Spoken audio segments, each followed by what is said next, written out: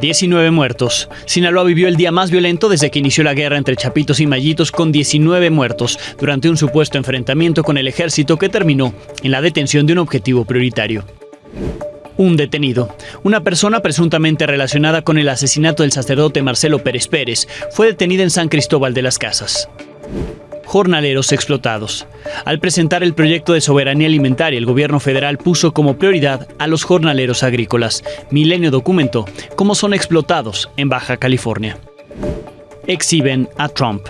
A 2 semanas de la elección presidencial en Estados Unidos, ambos candidatos se concentraron en los votantes latinos, aunque Trump quedó expuesto al revelarse que de forma despectiva incumplió la promesa de pagar por los funerales de la militar de origen mexicano que fue asesinada, Vanessa Guillén. En el estudio, el análisis de Enrique Perret. Vuela alto. Murió el legendario beisbolista mexicano de Los Ángeles Dodgers, Fernando Valenzuela.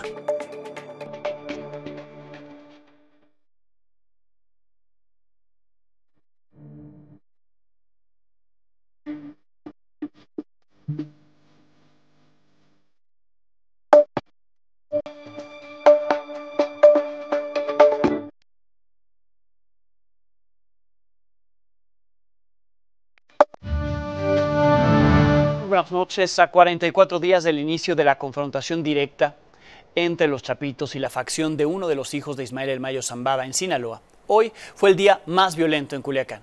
19 hombres murieron en un supuesto enfrentamiento con militares.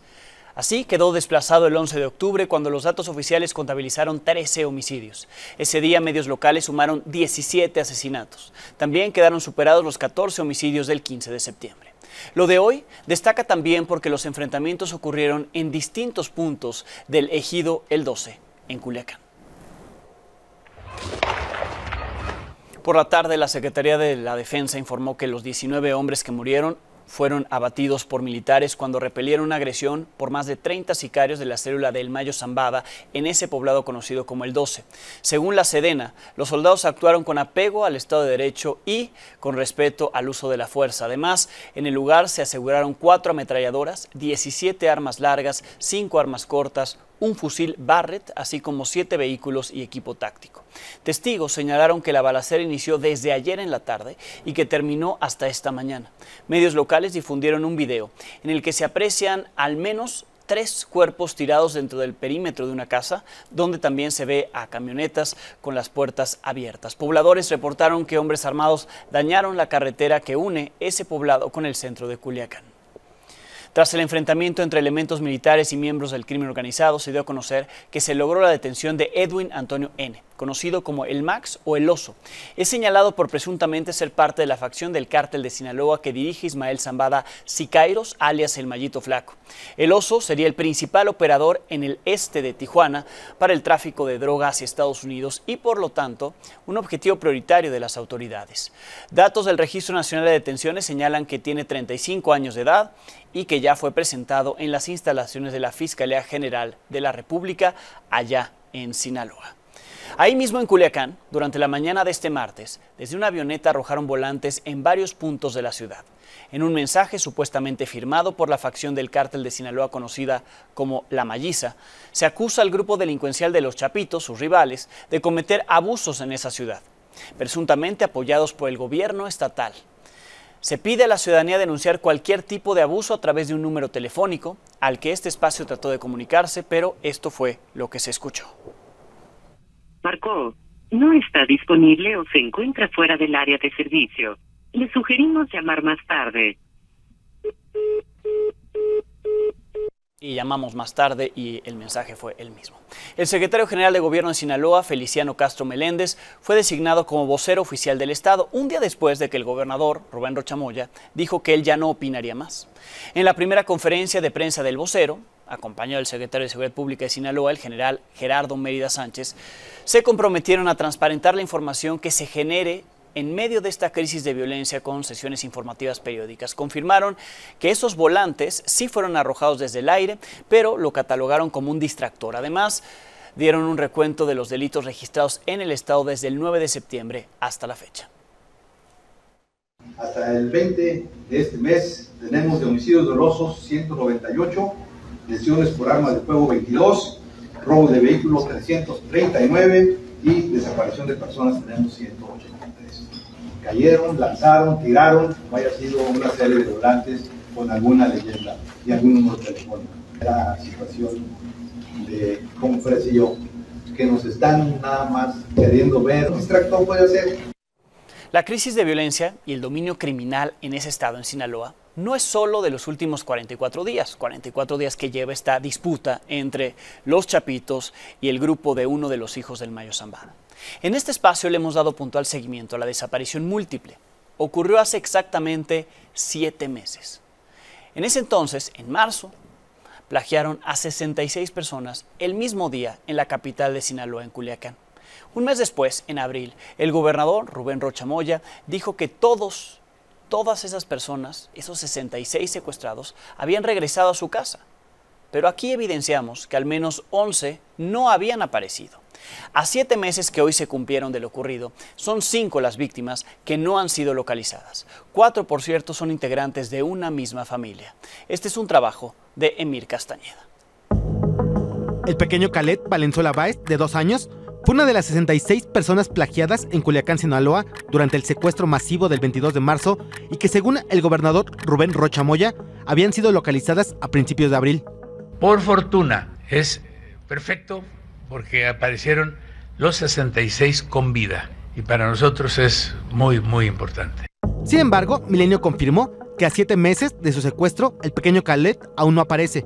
Ni tampoco lo ha hecho su mamá, Aleida Guadalupe Báez, ni tampoco sus abuelos, María Guadalupe Ochoa y Conrado Báez Luna. Todos fueron sacados de su casa en la colonia Cenop de Culiacán y nunca regresaron. Sí, pues sí, hoy se cumplen los 7 meses y todavía hasta ahorita no sabemos nada de su paradero, ¿no? No, porque no quisiera uno ya que resolvieran todo, ¿verdad? El problema y que siguieran pues investigando, pues que no lo dejen así, que no quede así pues ya como abandonado, como el caso pues. Milenio también confirmó que los secuestradores liberaron bajo amenazas en junio a Jesús Ricardo Bejarano Covarrubias, pero su familia rechazó hacer algún comentario por miedo a represalias. Su caso se suma al de Kenia Adalí Araujo y a los de Iris Joana Larragaña López y Jesús Regina Urias, quienes fueron liberadas en julio, a pesar de que las autoridades ya no las estaban buscando. Son de los que estaban enlistadas en los 66. Lamentablemente puede haber, que no, como no, ninguno de los que han aparecido ahora tienen denuncia. Además, continúa activa la ficha de búsqueda de Ailín Estefanía Cárdenas Ríos, de 18 años, quien también fue secuestrada el 22 de marzo de su casa en el ejido Plan de Oriente en Culiacán. De enero a septiembre de este año, en Sinaloa se han registrado 1,203 víctimas de delitos contra la libertad personal, lo que representa un aumento del 40% en este delito respecto al mismo periodo de 2023, siendo septiembre el mes con más casos desde el 2015. Y entre las cifras de este año se encuentra Khaled y su familia. Por favor, no lo dejaran así, ¿verdad? Así el caso ya, pues, como caso perdido, ¿verdad? Cerrado ya no. Que pues, aquí estamos con la esperanza de que un día regresen. Para Milenio Noticias, Emir Castañeda. En Tabasco, grupos armados quemaron 5 vehículos y al menos 2 negocios en los municipios de Centro y Nacajuca. Los presuntos delincuentes también tiraron ponchallantas en el periférico Carlos Pellicer. Ante esta violencia fue desplegado un operativo con elementos del Ejército, la Guardia Nacional y la Policía Estatal. Hasta el momento no hay reportes de detenidos. Ocurrió a solo 2 semanas de otra jornada de violencia similar, cuando también hubo ataques a negocios en la capital del estado. En Chiapas, elementos de la Fiscalía Estatal detuvieron al presunto asesino del sacerdote Marcelo Pérez Pérez. La Fiscalía informó que gracias a trabajos de inteligencia y el rastreo de cámaras del C5, ayer por la tarde lograron ubicar en la zona sur de San Cristóbal de las Casas a este sujeto, identificado como Edgar. Este hombre está ligado a un presunto integrante del cártel de Sinaloa. Tras la captura, fuerzas federales, estatales y municipales desplegaron elementos por todo el municipio para reforzar la seguridad y buscar a más involucrados. Hoy la presidenta Claudia Sheinbaum informó que la Fiscalía General de la República se hará cargo de la investigación del crimen. Casi al mismo tiempo que se informó de la captura del presunto asesino del padre Marcelo Pérez, su cuerpo fue sepultado en el patio de la iglesia de San Andrés Larrainzar. Cientos de fieles llegaron para despedirlo ahí, con flores, veladoras y música tradicional de la etnia tzotzil. Como ayer se lo informé, Tapachula, Chiapas, se ubicó como la ciudad del país donde sus habitantes se sienten más inseguros. percepción que también tienen los migrantes que ahí se ven obligados a vivir mientras logran avanzar hacia Estados Unidos. Por ejemplo, las mujeres que son víctimas de trata de personas. Este es un trabajo de Jonathan González. A veces nos rodean para un hotel, que hay hombres que pagan de más y pues nos llevan para un hotel diferente. La trata de personas es el mayor peligro que cientos de mujeres migrantes enfrentan al llegar a México por la frontera sur. En la mayoría de los casos denunciados, los proxenetas enganchan a sus víctimas prometiéndoles trabajos durante su estancia en Tapachula o Suchiate, Chiapas. Pero la realidad es que las secuestran y las explotan sexualmente.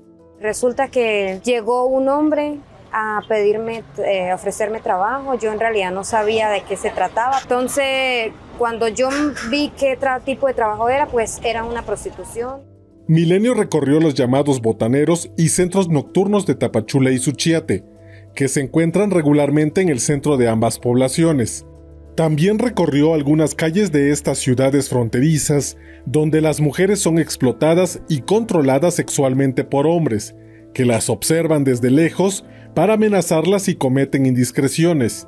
Hay tipos morbosos, se pasan, le piden muchas cosas, algo que yo no quiero ni hacer. Y lo más peligroso que me ha pasado es que hubo un tipo que me obligó y me puso la pistola en la cabeza, prácticamente me amenazó de muerte.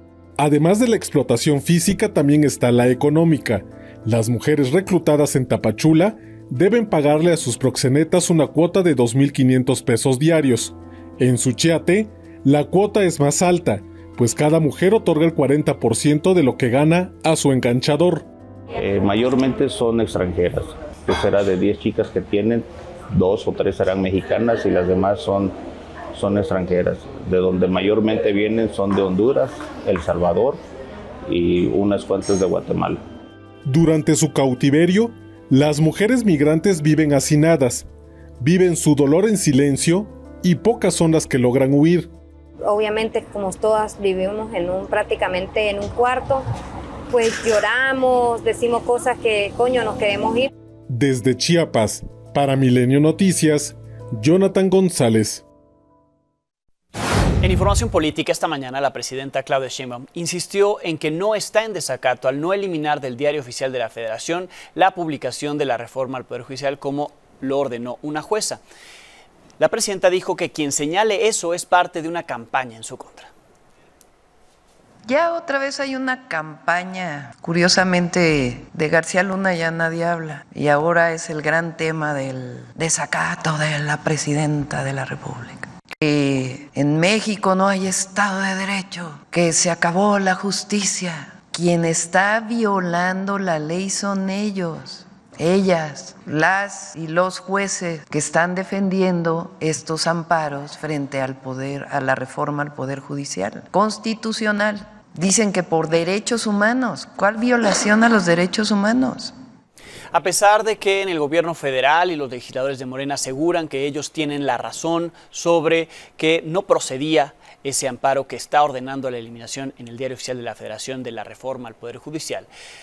Hoy se presentó una iniciativa de reforma, la presentó el coordinador de Morena en el Senado, Adán Augusto López, una iniciativa para salvaguardar de impugnaciones las reformas constitucionales a través del juicio de amparo. Esta iniciativa busca reformar el artículo primero, el 103, el 105 y el 107 para que ningún recurso legal interpuesto en el Poder Judicial detenga o pueda invalidar una reforma constitucional. El cambio al artículo primero limitaría la capacidad de los jueces para proteger los derechos humanos en casos donde la Constitución contradiga tratados internacionales. El cambio al artículo 103 busca excluir las reformas constitucionales de cualquier tipo de juicio o recurso judicial. De modificarse el 105, se cerraría cualquier puerta para impugnar reformas constitucionales mediante controversias constitucionales o acciones de inconstitucionalidad. Y para el 107 se buscaría establecer que el juicio de amparo no proceda contra reformas constitucionales ni su procedimiento legislativo. El coordinador de los diputados de Morena y el presidente del Senado respaldaron esta iniciativa. La oposición consideró que solo se está debilitando la confianza en el Estado de Derecho. Lo que hace esta reforma es reafirmar el propósito de que no procede recurso alguno, ni amparo, ni controversia constitucional ni acción de inconstitucionalidad contra una adición o contra cualquier reforma constitucional. Es un reconocimiento claro de que con esta presentación de esta iniciativa, la Suprema Corte de Justicia sí tiene facultades para revisar la reforma constitucional. No pueden pretender que una reforma que se apruebe cuando se apruebe el jueves o cualquier otro día tenga efectos regresivos respecto de derechos humanos que están contenidos en la Constitución y que están consagrados en la Constitución. ¿Sería retroactiva esta reforma al Poder Judicial? Bueno, ninguna ley es retroactiva en detrimento, pero esta no está vulnerando el derecho de nadie, porque en realidad no está quitando un derecho o una atribución que tuviera para plantearlo con todas sus letras el Poder Judicial. Para Morena y sus aliados, las ocurrencias no paran. La bancada del PT en la Cámara de Diputados interpuso una demanda de juicio político contra 8 ministros de la Suprema Corte de Justicia de la Nación que admitieron que van a empezar a analizar la constitucionalidad de la reforma al Poder Judicial. Para los diputados del PT eso merece juicio político.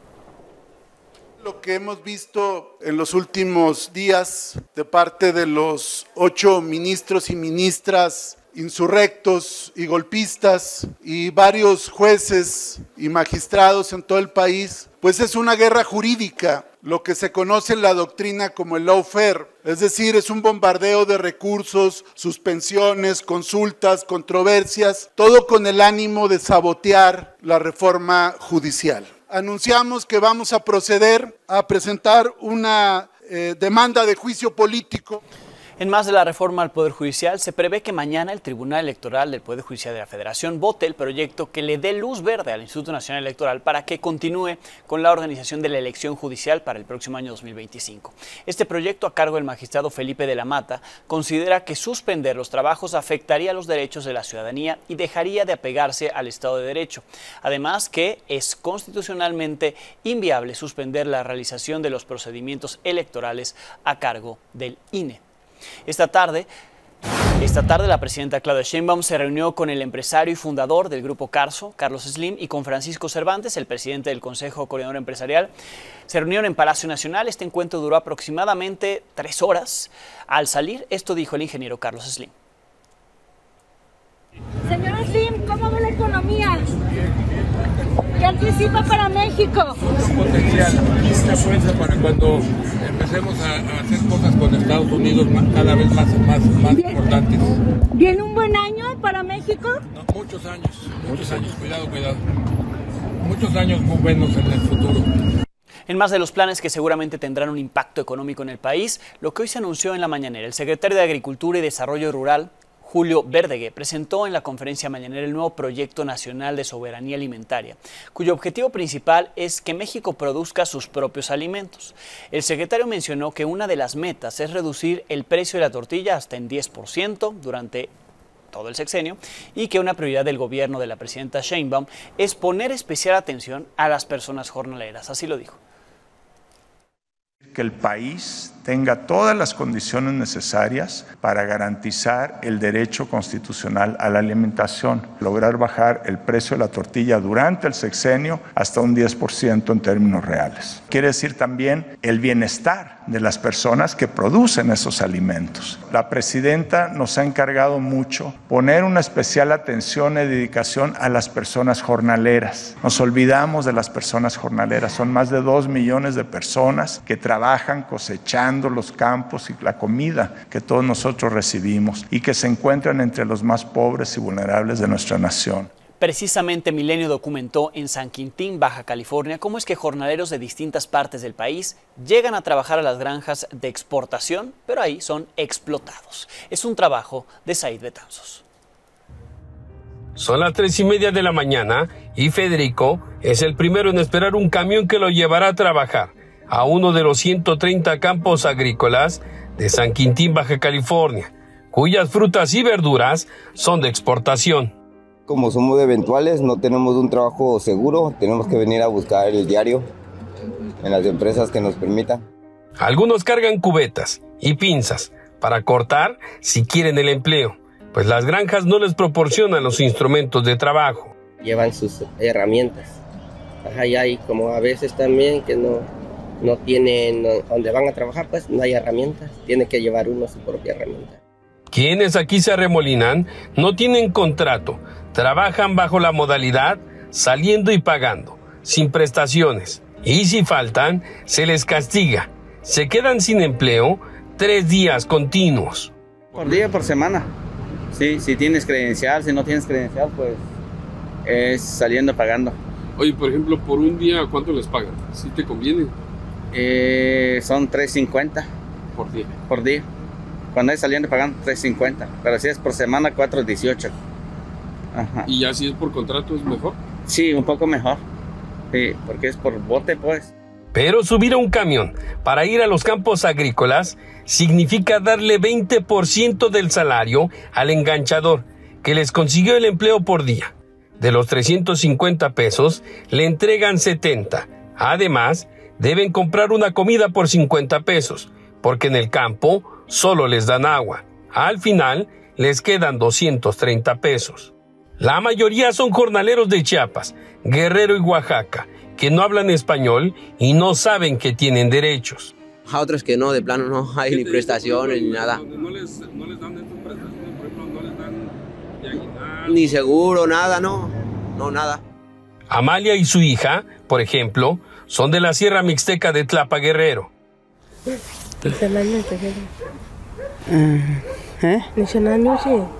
Amalia. Viven desde hace 15 años en San Quintín, aunque actualmente ya no laboran en el campo. Solo mi marido trabaja, no cansa.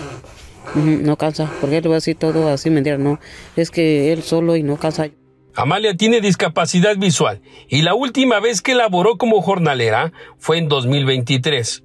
Un día le pagaron lo que quisieron.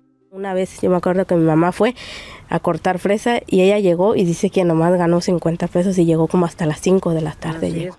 Las malas condiciones se extienden a los lugares donde viven.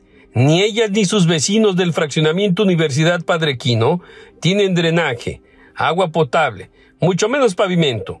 A veces tienen luz porque les regalaron un panel solar. Cuando está bajo sol no cargan nada. Entonces la tarde tiene que pitar, digo, entonces ya pagamos, pues ya no. Entonces tiene que comer oscuro, tiene que vivir oscuro, pues no. Desde Baja California para Milenio Noticias, Said Betanzos. Las lluvias siguen causando afectaciones en distintas partes del país. En Veracruz ya son 60 municipios afectados y más de un centenar de comunidades que quedaron así, completamente inundadas y por lo tanto incomunicadas. Al sur del estado se reportan al menos 2 ríos desbordados que dejaron severas inundaciones en 2 municipios. En la zona del puerto de Veracruz, familias completas llevan viviendo 3 días ya bajo un puente. El drenaje de sus colonias colapsó. En la Sierra de Puebla siguen los desplazamientos, derrumbes y caída de árboles a causa de estas precipitaciones. Una de las zonas más afectadas es el municipio de Xoquitlán, donde hay más de 10 comunidades en riesgo. En Oaxaca, autoridades de protección civil reportaron afectaciones en 6 regiones del estado, además de múltiples derrumbes carreteros. Hay inundaciones en viviendas, una persona fallecida por estas causas. Las lluvias continuarán en el país. En pantalla pueden escanear el código QR para consultar el clima en su municipio o ciudad. Se pronosticaron lluvias en 29 entidades del país, en 10 de ellas con una potencia de fuerte a muy fuerte. Esto es debido a canales de baja presión, la llegada del Frente Frío número 5 y la formación del huracán Christy en el Pacífico, que aunque no tocará tierra en México, sus bandas nubosas causan efectos en algunos estados, sobre todo al sur del país. En abril del 2020 le informé sobre el caso de Vanessa Guillén, una soldado raza del ejército de Estados Unidos de 20 años que fue asesinada por uno de sus compañeros en Fort Hood, allá en Texas. Para entonces estaba en la presidencia el republicano Donald Trump, quien prometió ayudar a la familia de origen mexicano con el funeral. Sin embargo, hoy se filtraron declaraciones en The Atlantic en las que Trump no solo se habría negado a pagar por los gastos funerarios, sino que pensó que lo querían estafar. Y dijo, y cito textual esto que publica The Atlantic, no cuesta $60,000 enterrar a un maldito mexicano. ordenó, de acuerdo con la publicación, que no se pagara absolutamente nada.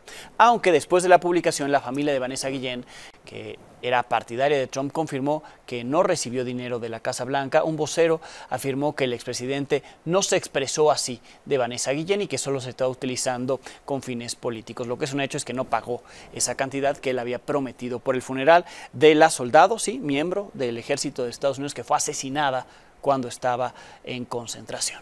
En la bitácora de las elecciones en Estados Unidos, el candidato republicano Donald Trump participó en una mesa redonda con líderes cívicos latinos en Florida. Ahí se enfocó en criticar a su rival demócrata Kamala Harris, porque según Trump, ella ya se cansó de hacer campaña 14 días de las elecciones y que no tendría más actividad. Sin embargo, Harris sí tuvo actividades de campaña, también estuvo en Florida, además grabó una entrevista para la cadena Telemundo dirigida a los latinos. Ahí habló de apoyar a pequeños negocios, atraer capital a bancos comunitarios y ofrecer $25,000 para el pago inicial de viviendas si es que gana la elección del próximo 5 de noviembre. Kamala Harris y Donald Trump siguen empatados en las encuestas a 2 semanas de las elecciones presidenciales en Estados Unidos. Según esta encuesta del USA Today, Suffolk University, la candidata demócrata cuenta con 45% frente al 44% de Trump. Esta encuesta a 1,000 posibles votantes fue realizada por teléfono fijo y móvil del 14 al 18 de octubre. Tiene un margen de error de más menos 3.1 puntos porcentuales. Harris ha perdido terreno entre los votantes latinos, que ahora apoyan a Trump con un 49% frente a un 38% según esta encuesta. En cambio, los votantes afroamericanos favorecen a Harris con un 72% frente al 17% que tendría Donald Trump. Me acompaña en el estudio, está aquí en México, Enrique Perret. Bienvenido. Alejandro, qué gusto estar otra vez por acá. En 2 semanas exactamente sabremos o estaremos a punto de saber quién de los dos se lleva los votos necesarios del colegio electoral, ¿no? Una vez que se haya definido esta elección. ¿Qué ves a 2 semanas y sobre todo este momentum que ya desde la semana pasada comentábamos tú y yo, que está de alguna manera favoreciendo a Donald Trump, al menos en el discurso y en ciertas encuestas, sobre todo en esos estados clave de los cuales tú nos has hablado en las últimas semanas? Pues mira, a ver, creo que es lo que estamos viendo ahorita, un momentum más cargado hacia Donald Trump. A pesar de que las encuestas a nivel general en los Estados Unidos dan a Harris como favorita por 1 o 2 puntos, algo que tiene Donald Trump a su favor es que en el colegio electoral él, por muchos factores, él sale ganando, ¿no? En estos 7 estados bisagra o púrpura o como les swing states, en 5 están empatados, ¿no? En 5 la mayoría de los polls de polls, ¿no? Las encuestas de encuestas les dan un empate técnico, pero en 2 de ellos Donald Trump sale por arriba. Lo cierto, Alejandro, es que esta elección, como la del 2020, como la del 2016, se va a decidir por, algunos miles de votantes. Estamos hablando de que hay 245 millones de electores en los Estados Unidos registrados con posibilidad de ir a votar. El 2020 participó el 66%, entonces estás hablando de 162 millones de personas podrían salir a votar si se manifiesta ese mismo 66% de gente que sale a votar. Y de esos 160 y tantos millones, pues la elección se va a discutir por unos cuantos miles en algún condado, en algún estado en particular de estos que hablamos. Y entonces, en ese aspecto, 4 o 5% de los votantes indecisos que hoy todavía se tienen en los Estados Unidos, pues es brutalmente importante y por eso estamos viendo algunas promesas de campaña, pues incluso excesivas, diríamos a veces, porque están yendo por ese voto y que además es un segmento, no todos, ni siquiera en su mayoría, pero sí muchos de ellos son hombres jóvenes que están probablemente, lejanos a la política diaria de los Estados Unidos, lejano a los medios de comunicación tradicionales. Por eso vamos a ver a Donald Trump y a Kamala Harris haciendo algunos podcasts, digamos, que tratan de llegar a esos nichos. Lo cierto, Alejandro, es que en muchos factores Donald Trump es favorecido. ¿Cómo cuáles? Mira, ¿qué le favorece? La semana pasada salía un artículo de este encuestador y periodista Nate Silver, que es muy famoso en los Estados Unidos, y hablaba de 24 factores. No los voy a anunciar todos aquí, pero mira, por ejemplo, el tema de los precios y la inflación. Aunque a lo mejor no tiene todo que ver con Joe Biden, la realidad es que el pico de la inflación, 9.1% en junio del 2022, ese pico se queda mucho en la mente. Claro. O sea, la administración Biden es la administración en donde se tuvo el pico más alto de la inflación y los precios de los productos no han logrado bajar y eso le pega a los demócratas. El movimiento a nivel mundial es un tema a nivel mundial antimigrante por muchos factores, le beneficia a Donald Trump. Claro. El movimiento a nivel mundial antiglobalización le ayuda a Donald Trump. Otro factor es pues que sí, hoy podemos ver un mundo mucho más inestable de lo que estaba en la administración Donald Trump. Haya sido como haya sido, ¿no? Sí. Pero la realidad es que hoy la gente percibe al menos 3 guerras, ¿no? La guerra Rusia-Ucrania, la guerra Israel-Hamás, ahora Israel-Irán, y una guerra comercial, al menos con China, que a lo mejor no existía hace 5 años. Y como esos, podemos enlistar otros más. A mí me llama mucho la atención, enlistaba Nate Silver, uno en particular que es Elon Musk, la participación de Elon Musk, pero no solamente eso, sino la participación de más tecnólogos o más Silicon Valley en San Francisco, en California, participando mucho más de el apoyo a Donald Trump. Que está entregadísimo a la campaña, regalando dinero u ofreciéndolo en las redes, ¿no? Que además se dice, todavía no se sabe si es legal o ilegal hacer ese tipo de actuaciones. Vaya, lo cierto es que ahí está movilizando mucha gente y históricamente estos tecnólogos de California, de Silicon Valley, pues eran mucho más cargados hacia los demócratas, pro migración. La mayoría de ellos son migrantes de primera o segunda generación y ahora se le ve más cargado hacia Donald Trump. Entonces, vaya, hay muchos factores que dentro de un análisis se favorece a Donald Trump. Vamos a ver qué sucede en 2 semanas, pues ya es nada, ¿no? Bien, pues lo estaremos comentando contigo, lo que pueda o no cambiar la próxima, y en 2 semanas estaremos allá viendo y analizando junto contigo, Enrique, el resultado. Seguro que sí, Alejandro, por allá te esperamos. Gracias, Enrique Perret.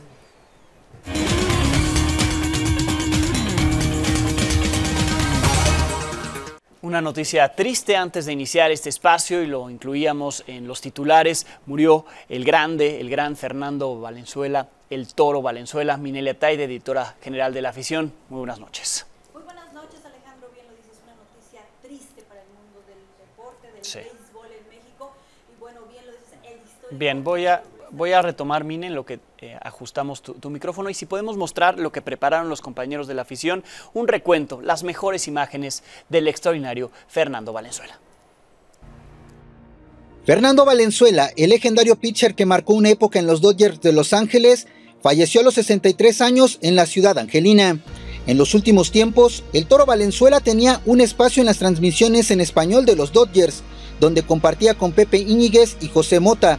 Sin embargo, a causa de sus malestares, dejó de ser parte de las narraciones. El pitcher zurdo, nacido en el poblado de Choaquila, Navojoa, en Sonora, el 1 de noviembre de 1960 fue un amo del montículo en las ligas mayores, en las que estuvo por 17 temporadas, de 1980 a 1997, con 6 diferentes equipos, aunque su máximo brillo se dio con la Novena Californiana. Uno de sus más grandes logros fue haber ganado el premio Cy Young, que se le otorga al mejor pitcher y al mejor novato del año en la Liga Nacional en la temporada de 1981. Además, el 29 de junio de 1990, lanzó un juego sin hit ni carrera contra los Cardenales de San Luis, siendo el único mexicano que lo ha conseguido hasta ahora en la Gran Carpa. Aquella temporada de 1981 se empezó a desatar el fenómeno llamado Fernandomanía, cuando en el inicio de la temporada logró un récord de 8-0 con 5 blanqueadas y un promedio de carreras limpias de 0.50, lo que desató que los fanáticos de los angelinos estuvieran al pendiente de cada uno de sus lanzamientos y culminó ese año con la conquista de la Serie Mundial, nada menos que ante los Yankees. Su mejor año en las Grandes Ligas fue el de 1986, cuando logró un récord de 21-11, culminando el año como líder en juegos ganados, juegos completos e innings lanzados. Cuando se pensaba que ganaría su segundo Cy Young, cayó en la votación ante Mike Scott, pitcher de los Astros de Houston. En 1986 también fue parte del Juego de Estrellas, donde tuvo una destacada actuación al ponchar de manera consecutiva a 5 bateadores de la Liga Americana, empatando el récord de Carl Hubel, que estaba vigente desde 1934. El Toro se convirtió en una leyenda mexicana del béisbol en las Grandes Ligas, al punto de que los Dodgers retiraron su número 34 el 11 de agosto del 2023, y en esa misma fecha, el Consejo Municipal declaró que ese día sería en adelante considerado como el día de Fernando Valenzuela. Fernando, el Toro Valenzuela, puso al béisbol mexicano en todo lo alto. Su legado va más allá de las 17 temporadas que estuvo en las Grandes Ligas. Con el paso de los años, se convirtió en un punto de referencia para muchos beisbolistas.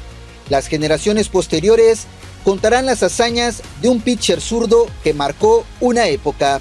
Para La Afición, Higinio Robles. Así, Minelia Taide, esta triste noticia y queda inmortalizado, ya quedó desde hace varios años, el número 34, el del Toro Valenzuela. Sin duda alguna, Alex, sobre todo que, como lo decíamos justamente en esta pieza, ¿no? En esta historia justamente de su trayectoria, el número 34 fue retirado el año pasado y bueno, importantísimo el título que justamente ganaron los Dodgers en 1981 de la mano de Fernando Valenzuela, y en ese año todo lo que desata justamente este mexicano, ¿no? Para el béisbol, para los latinos también, para los mexicanos, y bueno, desde ese momento no ha pisado otro beisbolista pues las Grandes Ligas como lo hizo Fernando Valenzuela en aquel 1981, por supuesto consiguiendo el Cy Young y por supuesto también el mejor novato del año, un año redondo para Fernando Valenzuela. Y bueno, ahí estamos viendo los números, Alex. Tenemos pues 173 partidos ganados con los Dodgers, ahí vemos hombres ponchados también, 2070 carreras permitidas por juego, 3.54, conquistó una serie mundial, fue novato del año, consiguió el Cy Young, 6 veces estuvo en el equipo en el All-Star, un guante de oro y bueno, 2 bats de plata. También una vez fue jugador del año. Estos son los números de Valenzuela con los Dodgers de Los Ángeles. Y por supuesto el milenio, toda la familia de multimedios, también de la afición, lamentamos la muerte de Fernando Valenzuela por lo que significó para México, para el deporte en general, no solamente para el béisbol, Alex. Sí, y muchos pronunciamientos, ¿no? Por supuesto, líderes del deporte, líderes políticos. Hace unos minutos en la Cámara de Diputados también ya hubo un minuto de silencio a media sesión, es decir, se está rindiendo tributo, homenaje ya por lo pronto en las redes sociales y seguramente habrá algo el próximo viernes. Exacto, recordemos que arranca la Serie Mundial entre los Dodgers y los Yankees, pues obviamente recordando justo esa serie que se dio en 1981, que decíamos fue inolvidable para Fernando Valenzuela. Bien, Mine, muchísimas gracias. Muy buena noche. Pausa, volvemos. Uno hasta el fondo, Gil Gámez.